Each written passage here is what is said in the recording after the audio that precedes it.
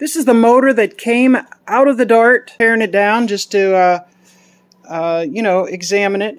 And it looks like the reason was not the rear main seal, but the rear pan gasket. On this side, you see how it assembles, the pan gasket.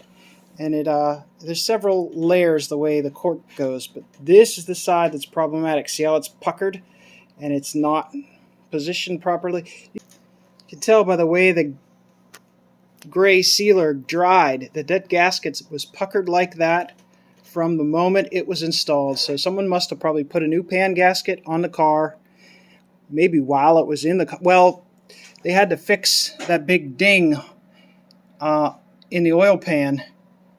And then when they put it back together, bam, puckered the gasket, and then it's been leaking ever since. This engine was getting pretty tired, or at least the short block was. So we've got another one of those on the stand over here. So this one is going to get retired for now, or maybe machined and flipped back into something else. We'll see.